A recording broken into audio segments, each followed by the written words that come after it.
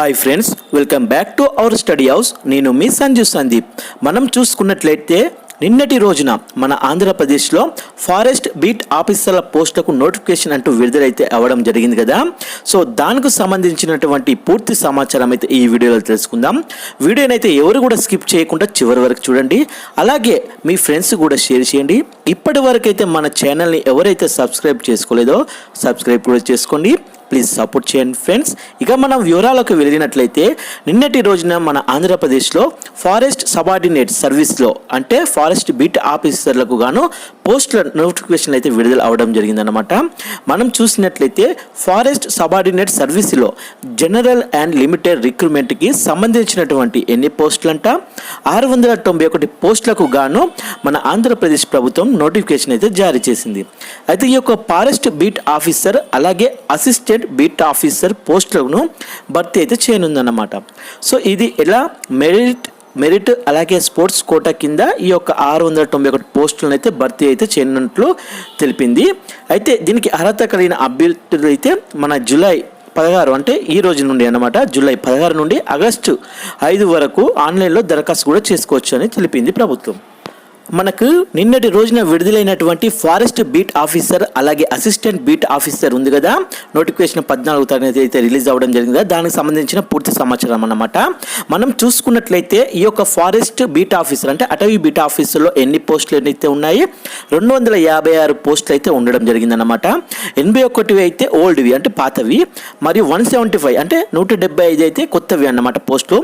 మరి దీనికి సంబంధించిన శాలరీ జీతభత్యాలు ఎలా ఉంటాయి అంటే మొదటగా 25,220 నుండి 80,910 రూపాయల వరకు అయితే ఉండడం జరిగింది ఈ యొక్క అటవీ బీట్ ఆఫీసర్ సంబంధించిన జీతాలు శాలరీస్. నెక్స్ట్ మరి అసిస్టెంట్ బీట్ ఆఫీసర్ కూడా ఉంది కదా, దాంట్లో ఎన్ని పోస్టులు ఉన్నాయని మనం చూసుకుంటే 435 పోస్టులు అయితే ఉండడం జరిగింది అన్నట్లు. అందులో అయితే ఓల్డ్వి అంటే పాతవి వచ్చేసి 60 ఉండగా 375 అయితే కొత్తగా ఏర్పడినవి. అయితే ఇందులో శాలరీ ఎలా ఉంటుందంటే 23,120 రూపాయల నుండి 74,770 వరకు అయితే ఉండడం జరిగింది అన్నమాట శాలరీ. అయితే మరి మొత్తం పోస్టులు ఇవన్నీ కలిపితే ఎంత 691 అన్నమాట. ఓకేనా. అయితే ఇందులో మరి ఒకటి బెనిఫిట్ ఏమిటంటే స్పోర్ట్స్ కోటా వాళ్ళు ఉంటారు కదా, వాళ్ళకు సంబంధించినవి కూడా కోటాలో కొన్ని ఖాళీలు అయితే ఉండడం జరిగాయి. వీటికి సంబంధించిన క్వాలిఫికేషన్ ఏమి ఉండాలి మరి ఇది అప్లై చేసుకోవడానికి అంటే మనకు చూసుకుంటే విద్యార్హత వచ్చేసి ఇంటర్మీడియట్ లేదా దానికి సమానమైన విద్యార్హత అయితే ఉండాలి అన్నమాట తప్పనిసరిగా. మరియు శారీరక ప్రమాణాలు సంబంధించినవి మనం చూసుకుంటే పురుషుల్లో అయితే కనీస ఎత్తు 163 సెంటీమీటర్లు అయితే ఉండాలి అన్నమాట తప్పనిసరిగా. అలాగే వచ్చేసి ఛాతీ అంటే చెస్ట్కి సంబంధించి 84 సెంటీమీటర్లు అయితే ఉండాలి, అంటే 5 సెంటీమీటర్ల విస్తీర్ణం అన్నమాట. అదే మరి స్త్రీలు చూసుకున్నట్లయితే కనీస ఎత్తు వచ్చేసి 150 సెంటీమీటర్స్ ఉంటే చెస్ట్ వచ్చేసి 79 సెంటీమీటర్స్ అయితే ఉండాలి, 5 సెంటీమీటర్ల విస్తీర్ణం అయితే ఉండడం తప్పనిసరి. అలాగే మరియు ఎస్టీ అండ్ ఇతర కొందరికి అయితే వెసులుబాట్లు కూడా ఉన్నాయంట. అలాగే మరొకటి చూసుకుంటే మనం ఇందులో వాకింగ్ టెస్ట్ కూడా ఉంటుందంట. అయితే పురుషులు చూసుకుంటే 4 గంటల్లో 25 కిలోమీటర్లు అయితే వాకింగ్ టెస్ట్ ఉంటుంది పురుషులకు సంబంధించి. అదే స్త్రీలకు అయితే 4 గంటల్లో 16 కిలోమీటర్ల అయితే టెస్ట్ అయితే నిర్వహించడం జరుగుతుంది. అయితే ఒకవేళ ఇందులో పాస్ అయినా సరిపోతుందంట, మార్కులు అయితే ఏమి ఉండవంట.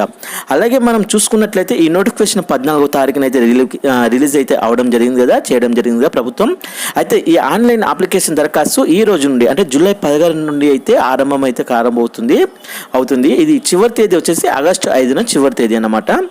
అలాగే మనకు ఈ పరీక్ష తేదీలు అనేవి ఇప్పటి వరకు అయితే ఇంకా అయితే ప్రకటించలేదు, అవి అయితే తర్వాత అయితే ప్రకటిస్తారు. కానీ ఇదైతే ఓఎంఆర్ షీట్ విధానంలో అయితే ఉండబోతుంది అన్నమాట ఈ యొక్క పరీక్ష విధానం. అలాగే మనం నెక్స్ట్ చూసుకున్నట్లయితే ఇది ఒక ఎంపిక విధానం ఎలా ఉండబోతుందంటే స్క్రీనింగ్ టెస్ట్ అయితే ఉంటుంది. అప్లికెంట్లు ఎక్కువ అయితే మాత్రం అంటే ఎక్కువ అవుతారు కదా క్వాలిఫై అయిన వాళ్ళు, అప్పుడు స్క్రీనింగ్ టెస్ట్ అనేది ఉంటుంది. అలాగే మెయిన్ రాత పరీక్ష కూడా ఉంటుంది. అలాగే ఫిజికల్ టెస్టులు అవి ఏంటి అంటే వాకింగ్ అండ్ మెడికల్కి సంబంధించిన టెస్టులు కూడా ఉంటాయి అన్నట్టు.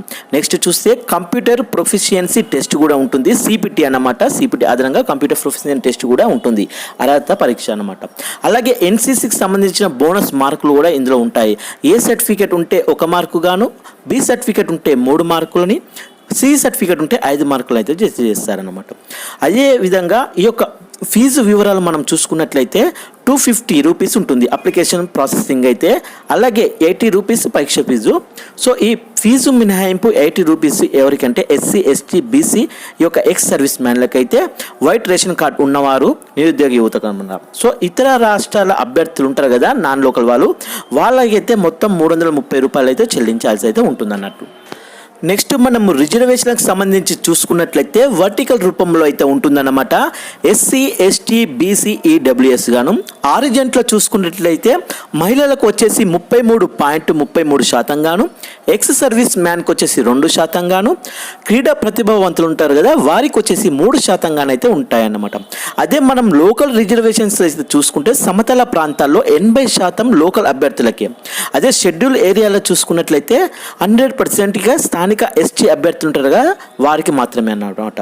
సో ఈ యొక్క పరీక్ష విధానం వచ్చేసి మనకు స్క్రీనింగ్ మరియు మెయిన్ పరీక్షలు అంటే ఓఎంఆర్ విధానంలో అయితే నిర్వహిస్తారు. ఒకవేళ అందులో మనం తప్పు సమాధానాలకు ఏమైనా రాంగ్ చేస్తే మనక 1/3 మార్క్ కట్ అయితే ఉంటుందన్నమాట. సో రాత పరీక్షల తర్వాత ఏముంటుంది, సిపిటి అయితే తప్పనిసరిగా అయితే ఉంటుందన్నమాట.